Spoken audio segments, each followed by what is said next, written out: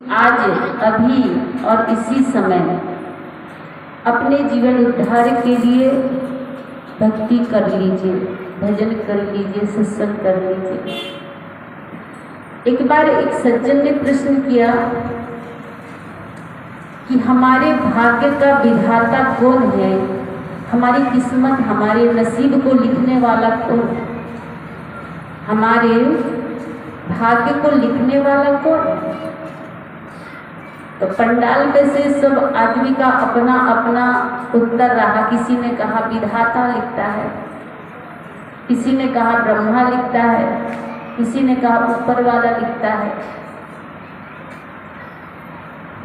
पर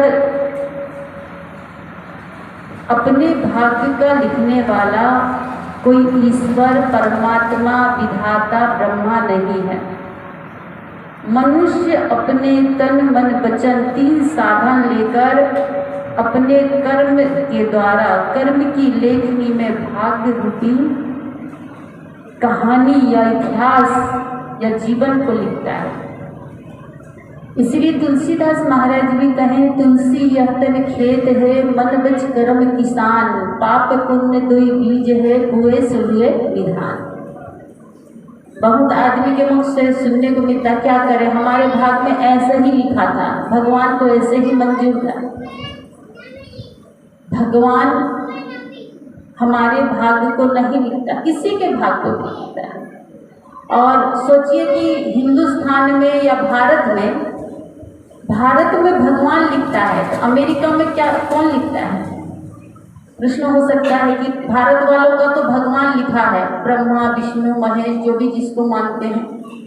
अमेरिका में तो ब्रह्मा विष्णु महेश नहीं होते, तो वहाँ के लोगों का किस्मत किसने लिखा? चीन का किस्मत किसने लिखा? अमेरिका के, जापान के लोगों का किस्मत किसने लिखा? इंग्लैंड के लोगों का किस्मत, वो भी तो आदमी है। और भारत में जितने तीज, त्योहार, पर्व, व्रत, पूजा पाठ, मंदिर, देवता होते हैं, अमेरिका, चीन, जापान, ऑस्ट्रेलिया, अमेरिका, अफ्रीका, कहीं पर भी विश्व में कहीं भी नहीं होता है। फिर भी भारत गुलाम रहा अंग्रेजों का, मुगलों का। मुस्लिम मुगल ने कई साल, कई वर्ष से इस पर शासन किया, फिर अंग्रेजों ने शासन किया।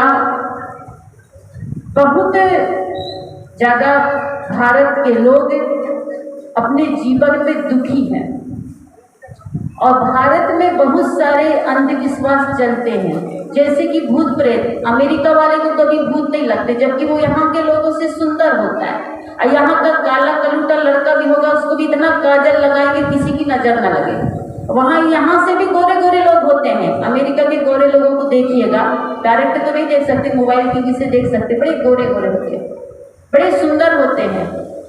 काजल का एक टीका भी नहीं होगा, यहाँ तो पूरा कान भर में दे देंगे, किसी की नजर ना लगे। और यही इतना ही नहीं, एक आदमी के घर में हम गए मकान उद्घाटन, उसके घर में जूता लटका हुआ था। मकान का नाम रखा था सदगुरु कृपा, जूता कृपा है। और जब गए सत्संग कराया, 8-10 साधवी थे हम लोग, उस समय हमारी बड़ी साहब जिंदा थी। यूपी की घटना है, अभिलाष साहब जी के सब शिष्य थे, तो बढ़िया सत्संग वगैरह हुआ। जब शाम को छत पर टहलने के लिए गए तो देखिए जूता लटक रहा है। हमने कहा ये क्या है? नीचे लिखा सदगुरु कृपा, ऊपर जूता लटक रहा। इस मकान में किसकी कृपा हो रही, जूता की कि गुरु की? आदमी के अंदर में भ्रम है और अंधविश्वास है। पढ़ा लिखा आदमी, कोई सब्जेक्ट नहीं, स्कूल में बीए करो, बीएड करो, पीएचडी करो, एमए करो, एमएससी करो, कोई सब्जेक्ट नहीं। जूता, चप्पल, व्रत, तीज, त्योहार, भगवान का कोई एक भी सब्जेक्ट, एक भी विषय नहीं है। फिर भी इतना ज्यादा आदमी इस सब में पड़ा हुआ है, कह नहीं सकते।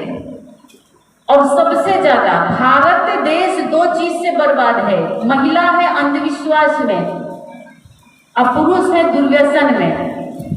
महिलाएं सबसे ज्यादा अंधविश्वास में होती हैं, जैसे कि भूत प्रेत, जादू टोना। और इधर छत्तीसगढ़ी में कहते टोनी, टोनी कहते हैं, टोनी, हाँ, हम कहते हैं कि अगर किसी को जादू मंत्र आता है तो गोली से क्यों, मंत्र से ही पाकिस्तान के बॉर्डर में पहुंचा दीजिए, जितना भी आतंकवादी मंत्र से ही मार डाले हो, उसको तो सरकार पुरस्कार देना चाहिए। जब मंत्र से कहते हैं फलाने ने मंत्र किया, बिहार में भी चलता है, झारखंड में सबसे ज्यादा, भारत से सर्वे किया गया, भारत में सबसे ज्यादा झारखंड में